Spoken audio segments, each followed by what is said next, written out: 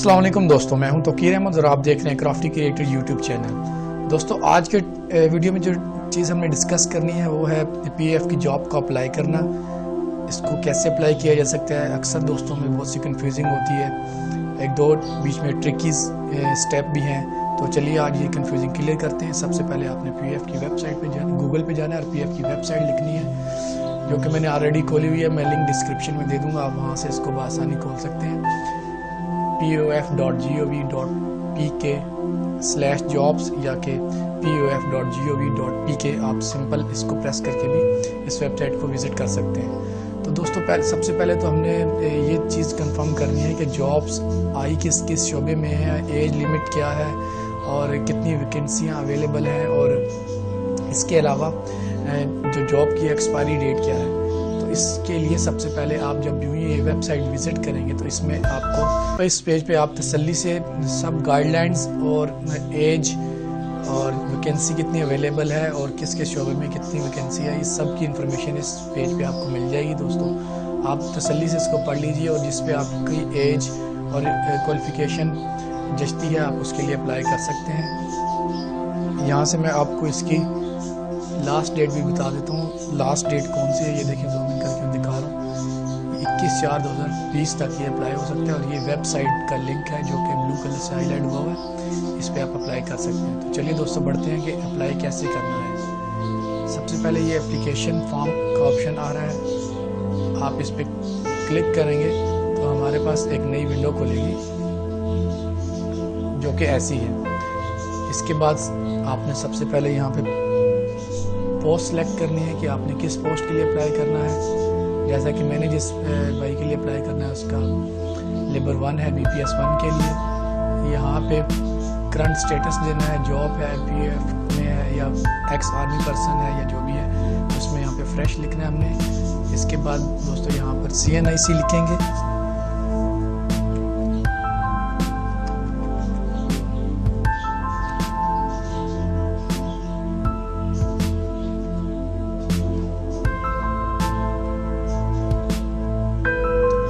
बाद रिलीजियस,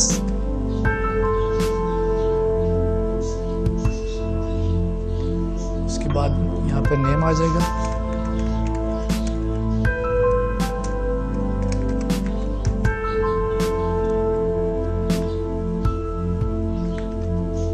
यहाँ पे फादर नेम,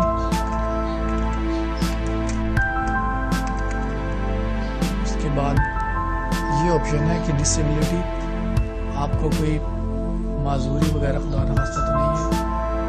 अगर डिसेबल का भी स्पेशल कोटा है, अगर डिसेबल है तो आप उसको अप्लाई कर सकते हैं। वैसे या यस करना है खुदा न खास्ता अगर आप डिसेबल है तो।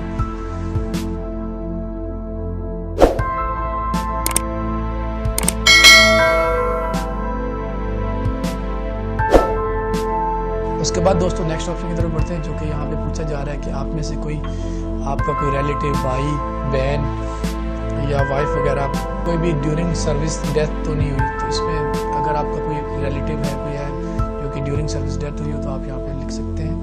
उसके बाद आगे आपका डोमिसाइल किस जगह का बना हुआ है, तो डोमिसाइल के ऊपर लिखा होता है ये इन्फॉर्मेशन। तो आपने यहाँ से डोमिसाइल को भी सिलेक्ट कर लेना है, आपका किधर का बना है।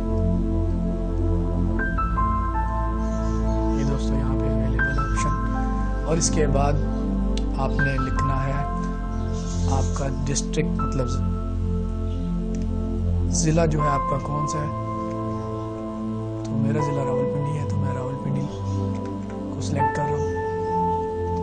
तो आगे बढ़िए, यहाँ पे आपने जेंडर सिलेक्ट करना है, मेल फीमेल का। और उसके बाद ये थोड़ा सा ट्रिकी काम है, डेट ऑफ बर्थ को सिलेक्ट करना।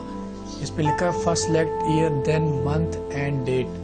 तो यहाँ पे आप डायरेक्ट लिखेंगे तो ये उस तरह आप नहीं लिख पाएंगे, क्योंकि वेबसाइट में ऐसा ऑप्शन ही नहीं है। इसके लिए आपको सबसे पहले डेट ऑफ बर्थ के लिए ईयर सेलेक्ट करना होगा। तो ये देखिए दोस्तों यहाँ पे ऑप्शन आ रहा है। तो मैं सबसे पहले ईयर सेलेक्ट करता हूँ, देन उसके बाद मैंने यहीं से जो मंथ है वो सिलेक्ट करना है और उसके बाद जो तारीख है उसको सिलेक्ट करना है। तो तब ये यहाँ पर इसके फार्मेट को फॉलो करेगा। उसके बाद आपने मोबाइल नंबर लिखना है जो कि कन्वर्टेड नहीं होना चाहिए। ये याद रखिए, कन्वर्टेड नंबर पे इंटरनेट वगैरह से मोबाइल नंबर पे टेक्स्ट नहीं जाता। तो फिर आपने बाद में ये नहीं कहना कि हमारे अप्लाई तो किया था लेकिन हमारे पास कोई टेक्स्ट नहीं आया, तो इसमें पीएफ की इंतजामिया कोई जिम्मेदारी नहीं होगी उसकी।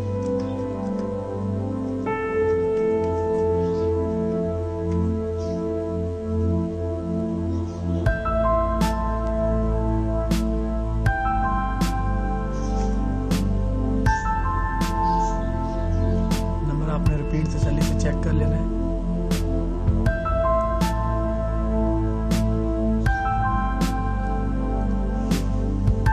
और यहाँ पे फ़र्ज़ कि आपका वो नंबर एक्टिव नहीं है, इंतज़ामिया आपसे रब्ता करना चाहिए, तो यहाँ पे इसका अल्टरनेटिव नंबर भी है, यहाँ पे भी आप नंबर मुर्तब कर सकते हैं।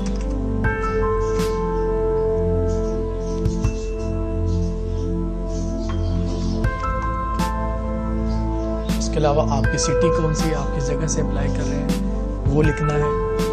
आपका पोस्टल एड्रेस क्या है, जिस जगह पर कोई भी खत खिताबत इनकी तरफ से जो फॉरवर्ड की जाएगी आपको मिल जाएगी।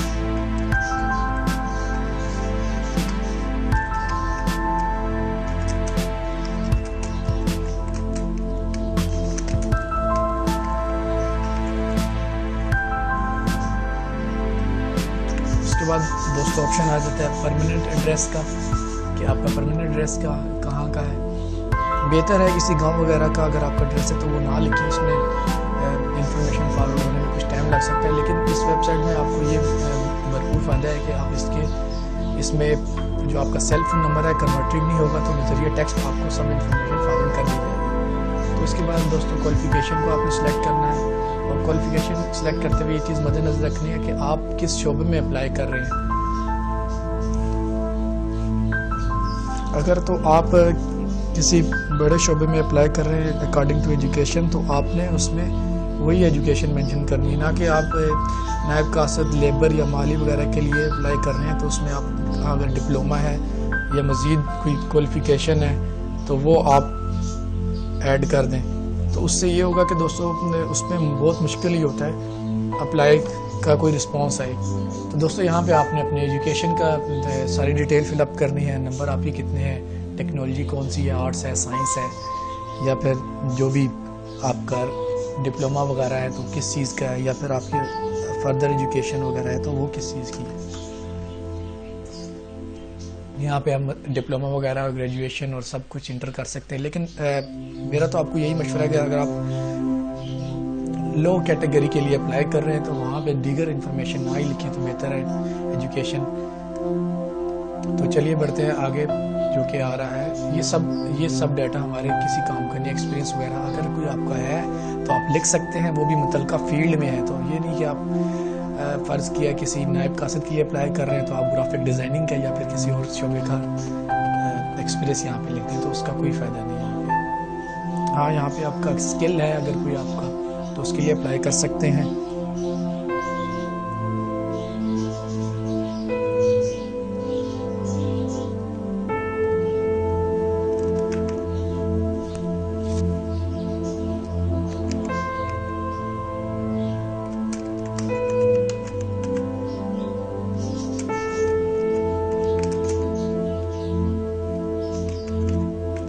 यहाँ पे आपने टिक मार्क लाजमी करना है, इसके अलावा ये अप्लाई नहीं होगा कि सब इंफॉर्मेशन जो ऊपर दी गई है वो दुरुस्त है और इसमें कोई भी गलती वगैरह की जो भी रिस्पॉन्सिबल होगा वो मैं खुद हूँ।